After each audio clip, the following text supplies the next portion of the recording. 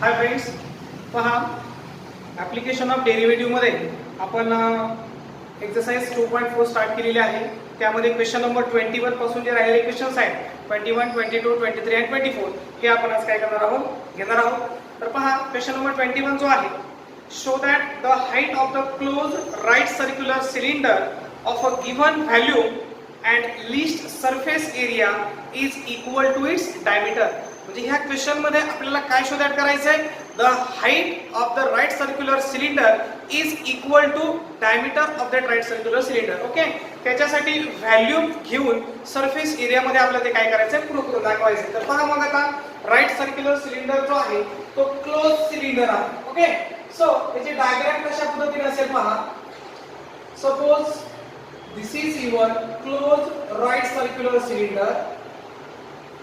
This is the height of the right circular cylinder and this is the radius of that right circular cylinder. We have to show that the height is equal to diameter. Okay, diameter means what? 2 multiply by radius. तर मग पहा कशा पद्धतीने आपल्याला ते prove करायचे. Let h be the height.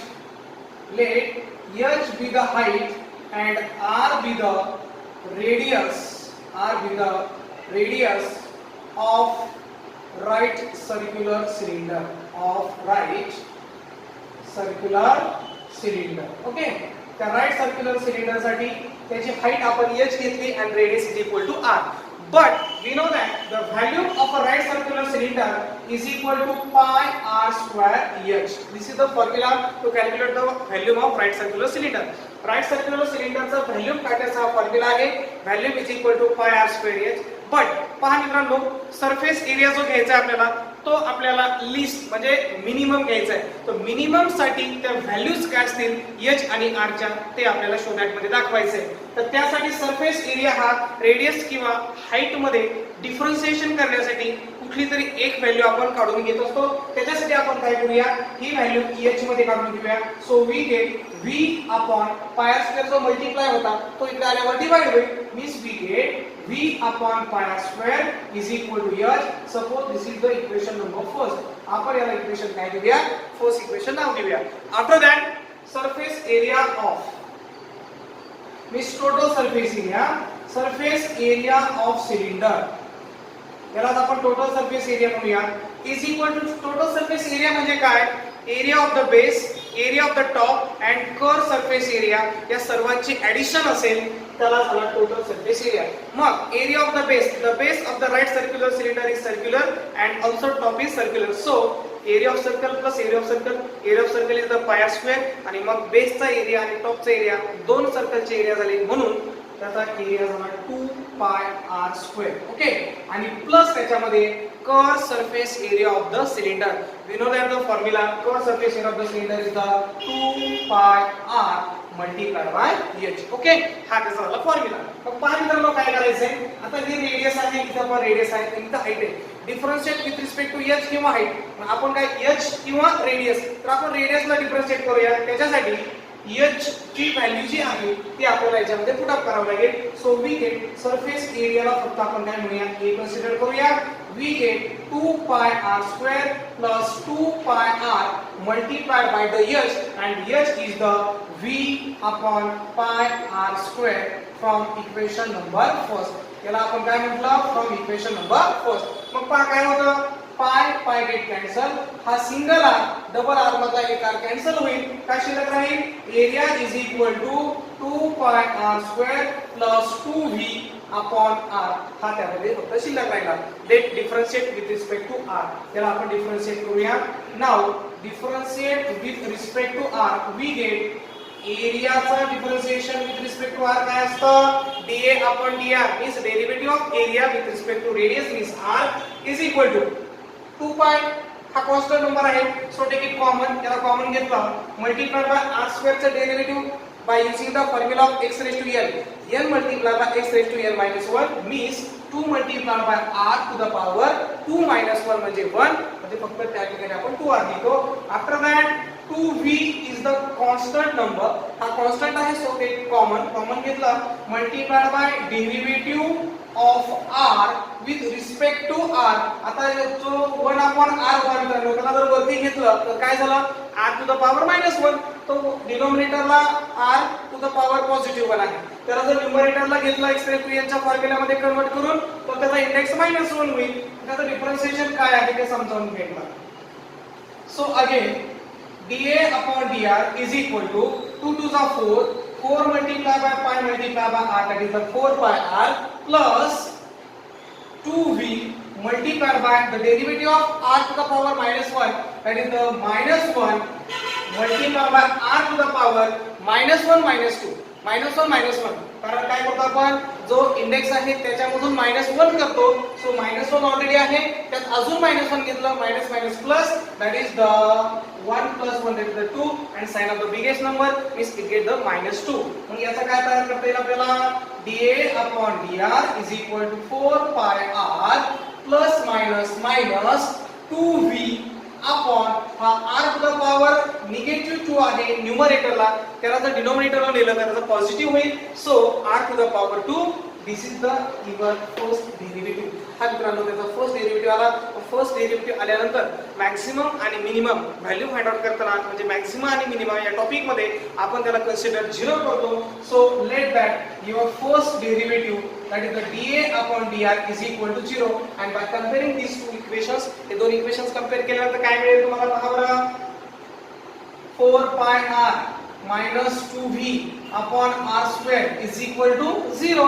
मग आता मायनसचं जे टर्म आहे राईट हँड साइडला गेल्यानंतर प्लस होईल. we get 4 pi r is equal to 2v upon r square. मग r square जो डिवाइड त्याला मल्टिप्लाय करा. 4 pi r multiplied by r square. r multiplied by r square म्हणजे r cube. हा जो 2 मल्टिप्लाय होता त्याला डिवाइड झाला is equal to v for value. 2 1 are 2, 2 2 are 4. That is we get value is equal to 2 pi r cube. Okay, मिळालं. but आपल्याला काय दाखवायचं आहे, we have to show that the height is equal to diameter of that right circular cylinder, so that we know that but value of right circular cylinder is pi r square h. G व्हॅल्यूचा formula आहे आपल्याकडे pi r square h. मग from these two equations value get cancel. ह्या दोन term एकमेकांच्या equal शिल्लक राहतील. याचा आपण असं लिहू शकतो pi r square h is equal to 2 pi r cube. Okay, pi get cancel. त्यानंतर हा r स्क्वेअर r क्यूब मध्ये r स्क्वेअर कॅन्सल झाला is equal to remains only h is equal to 2 multiplied by only single r and we know that 2 multiplied by radius is the formula of diameter.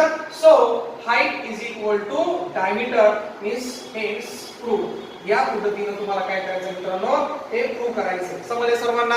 आपल्याला विचारलं होतं so that height of that right circular cylinder is equal to diameter of that right circular cylinder.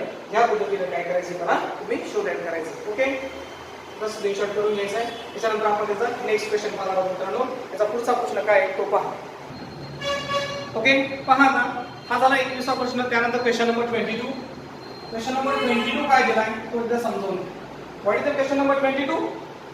Find the volume of largest cylinder that can be inscribed in a sphere of radius r centimeter. मग diagram याची कशी असेल मित्रांनो, काय सांगितलंय तुम्हाला. Question असा आहे find the volume find out करायचा आहे of the largest cylinder that can be inscribe in a sphere. म्हणजे स्पियर मध्ये इन्स्क्राइब केलेला आहे. आता बघा स्पियरची डायग्राम तुम्हाला काढावं लागेल. समजा एक स्पियर आहे,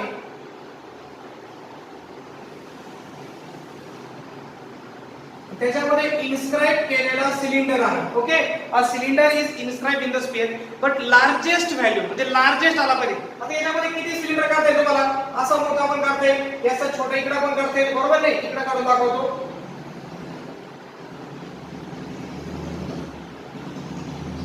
कुठल्याही पद्धतीचं सिलेंडर तुम्ही फाइंड आउट करू शकता, ड्रॉ करू शकता. हा बा, हा झाला सिलेंडर कुठल्याही प्रकारचा, फक्त ज्याचा व्हॉल्यूम जास्त असेल असा सिलेंडर आपल्याला काय करायचा आहे घ्यायचा आहे. तर आपण अंदाजे ड्रॉ करूया. आपल्याला माहिती नाहीये की ऍक्च्युअल मध्ये मोठा कुठला आहे, बट आपण एक त्याच्यामध्ये तो ड्रॉ करू शकतो. Suppose this is your cylinder, right circular cylinder. हा स्पियर मध्ये इन्स्क्राइब केलेला आहे. Inscribe in the sphere, sphere मध्ये इन्स्क्राइब केलाय. सो या इथपर्यंत this is the height, capital H. Suppose capital H be the height of that cylinder.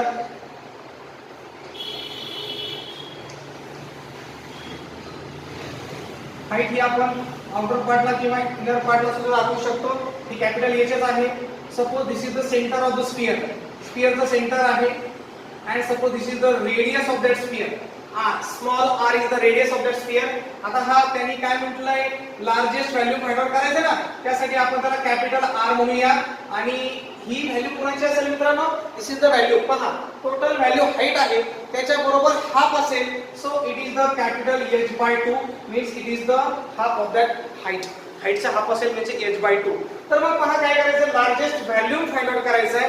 इथं volume find out करायला विचारलंय. त्यासाठी अगोदर फंक्शन्स फॉर्म करून घेऊया आपण. Let capital H be the height, capital H be the height and capital R be the radius of largest cylinder.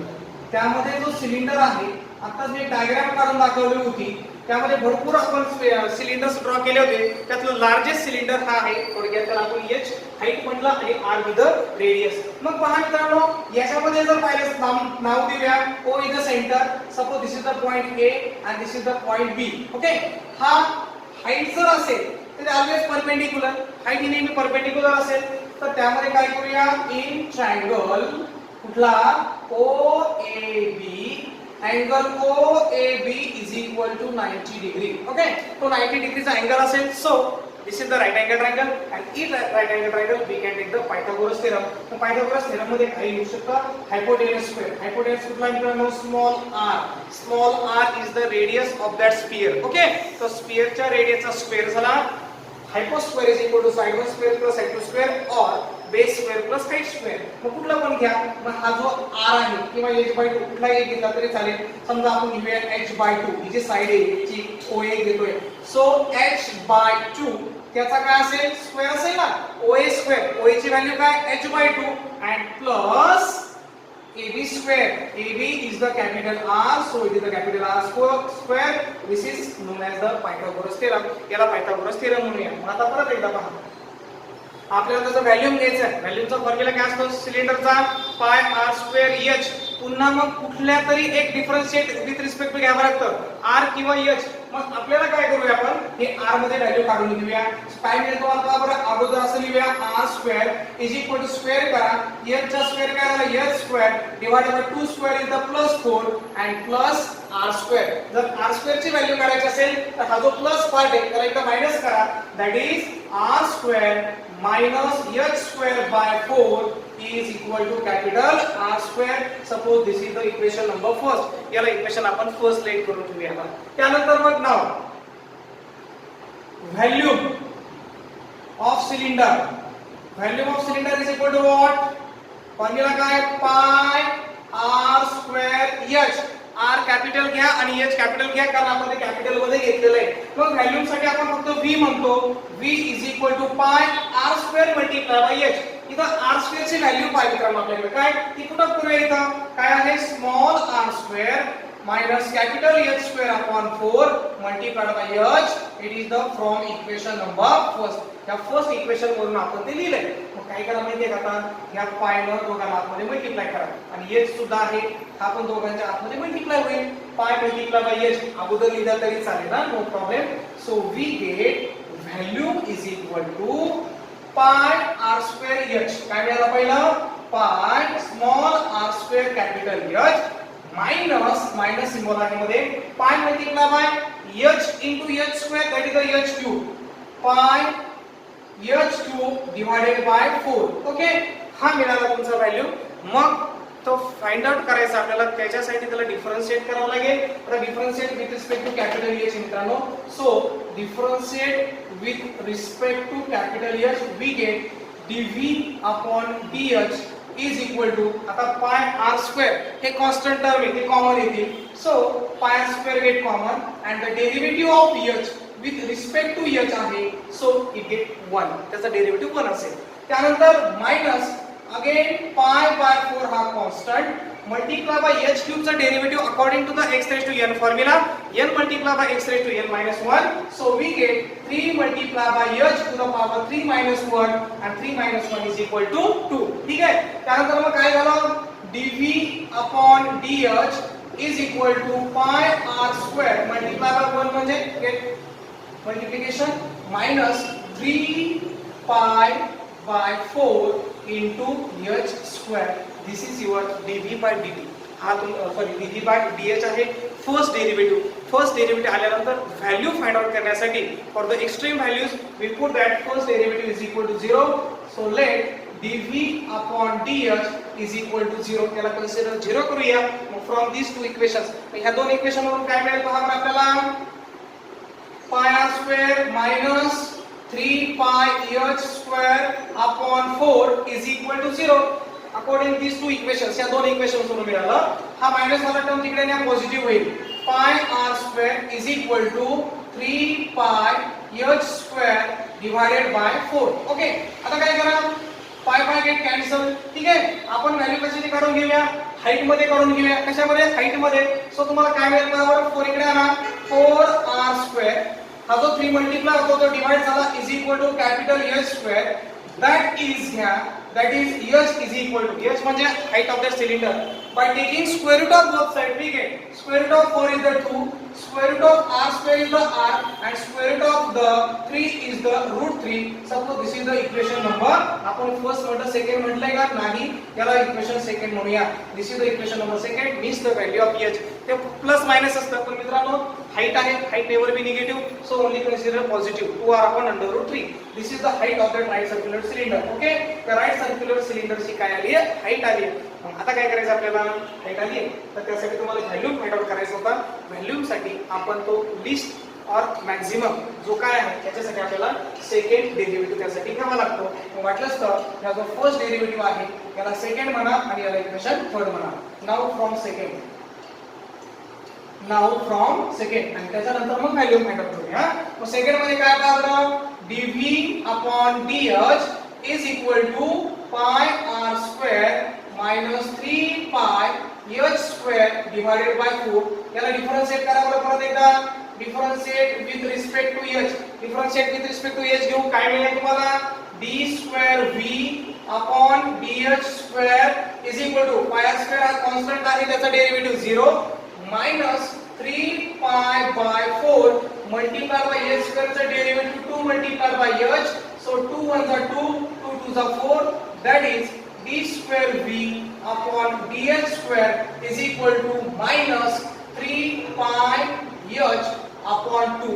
पहा बरं मित्रांनो मायनस मध्ये आले म्हणजे याचा अर्थ त्याचे जो सेकंड डेरिव्हेटिव्ह आहे सेकंड ऑर्डर डेरिव्हेटिव्ह हा लेस दॅन 0 येतोय. So it is less than 0 means even जर लेस दॅन 0 असेल तर तुमचं function at the maximum point आहे. So this is the Maxima.